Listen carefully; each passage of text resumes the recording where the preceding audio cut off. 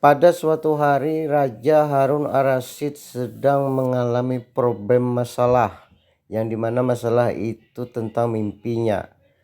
Di waktu itu dia bermimpi ada orang yang bertanya di dalam mimpinya, carikan ular yang keras, nggak bisa dibelok-belok, kalau jalan lurus saja nggak bisa berbelok-belok.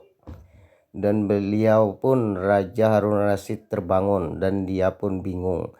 Dan dia pun mengumumkan mimpinya itu kepada seluruh masyarakat pelosok negerinya. Barang siapa yang bisa menemukan ular yang keras dan memang ular itu memang ada, maka orang itu akan diberi hadiah berupa emas.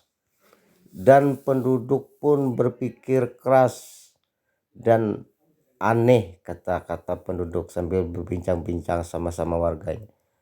Kok bisa ada ular yang keras nggak bisa dibengkok? Ular apa itu? Aneh. Dan Abu Nawas pun juga berpikir dan dia pun tersenyum karena di benaknya sudah menemukan ide dan mendapatkan jawabannya. Dan pada suatu hari pun Abu Nawas pun menghadap raja dan akan memberitahu ular apa yang keras itu. Singkat cerita, raja pun segera bertanya, "Hai Abu Nawas, apakah kamu sudah bisa menemukan dan memecahkan masalahku ini?"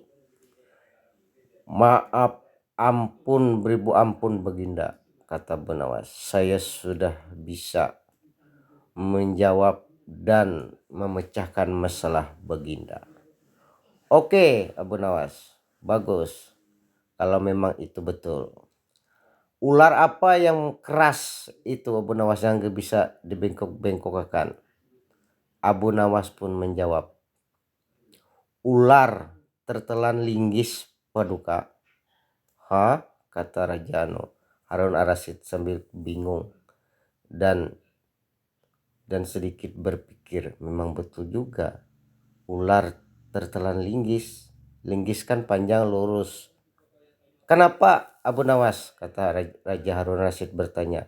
"Ular itu bisa menelan linggis, padahal itu kan besi, nggak bisa dimakan."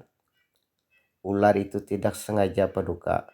Di waktu dia membukakan mulutnya terus dia berjalan terus masuk linggis dan dia pun tidak bisa mundur dan terus saja ditelannya linggis itu Paduka.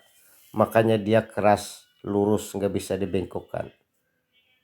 Raja Harun ar-Rasyid pun menganggukkan kepala dan memberikan Abu Nawas hadiah emas. Itu saja cerita Abu Nawas yang kocak. Semoga kawan-kawanku terhibur. Sampai jumpa lagi di cerita berikutnya.